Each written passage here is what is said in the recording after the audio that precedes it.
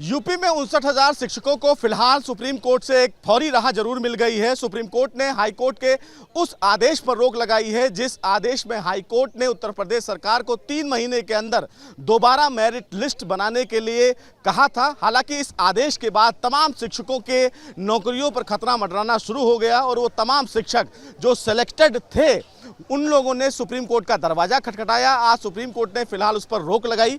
तमाम जो शिक्षक हैं और उनके जो वकील हैं वो भी यहाँ मौजूद हैं। इन्हीं से समझते हैं।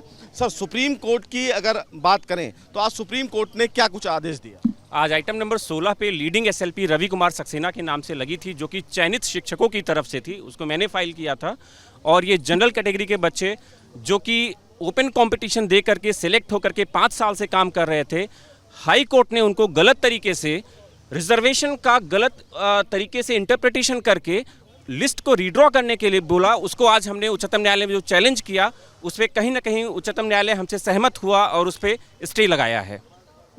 कितनी बड़ी सहजता है और देखिए, रिलीफ आज बहुत मिला। हम लोग 90% हम अपने आप को मानते हैं कि हम केस में आगे हैं, क्योंकि सर 115 नंबर पाकर मैं बाहर बैठूं और जो 90 नंबर पाकर जो व्यक्ति वो जाके नौकरी करे, ये कहाँ का सामाजिक न्याय है बताइए।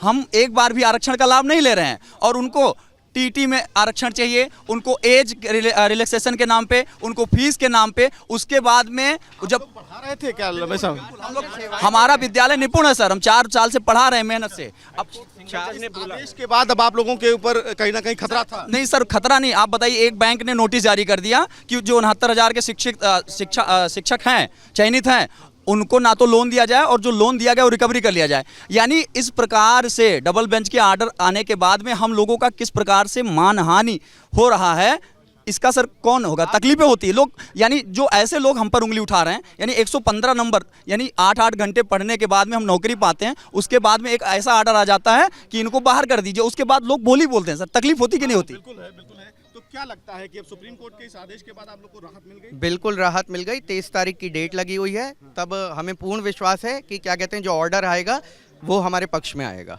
69,000 की जो सूची है वो बची रहेगी, जो नौकरी कर रहा है वो करता रहेगा। हमारी भर्ती जो हुई थी 69,000, उसमें 69,000 सेलेक्टेड कैंडिडेट्स में लगभग 48,000 रिजर्व कैटेगरी के कैंडिडेट सेलेक्ट हुए। उसमें 19,000 प्लस कुछ जनरल कैटेगरी के थे। अब इसमें ये बोला जा रहा है कि जो जनरल की सीटें 19 से 20,000 पे आरक्षण विसंगति हुई है। अगर ये सारी सीटें दे दी जाएंगी तो जनरल के कैंडिडेट कहाँ जाएंगे? तो ये सारा मेन मुद्दा है। कितना खुश हो? राहत की बात जहाँ तक भी, हम लोग आरक्षित वर्ग के हैं और डबल बेंच में हम लोग जीत कर आए हैं। जैसा कि माननीय उच्च न्यायालय ने आदेश दिया है कि लिस्ट को रिविजिट करिए, ठीक 3 महीने का समय दिया गया है, जबकि सरकार लेट लपाट कर रही है, जबकि एनआईसी से ज़्यादा समय लगता नहीं है। तो सुप्रीम कोर्ट ने तो बोल दिया ना कि अब हम सुनेंगे फाइनल डिस्पोजल पर। बिल्कुल उन्होंने मंडे को डेट लगाई है आगे। तो वहाँ पर जितने सुप्रीम कोर्ट के आर्डर हैं सारे लगे हुए हैं कि किस प्रकार क्या नाम है एटीआरई को लेकर जिस कहा जा रहा है कि भर्तियाँ हुई।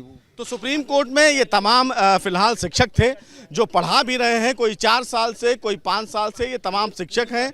हालांकि इस पूरे मामले में अब समीक्षा देश की सबसे बड़ी अदालत करेगी और ये देखेगी कि हाई कोर्ट का जो आदेश है क्या वाकई वो सही है या फिर उसमें बदलाव करने की आवश्यकता है। लेकिन सुप्रीम कोर्ट ने अपने आदेश में ये बड़ी बात जरूर कही कि इस पूरे मामले में हम एक बड़ी सुनवाई करेंगे और जब तक सुप्रीम कोर्ट इस मामले में बड़ी सुनवाई नहीं करता तब तक हाई कोर्ट का आदेश निष्प्रभावी रहेगा।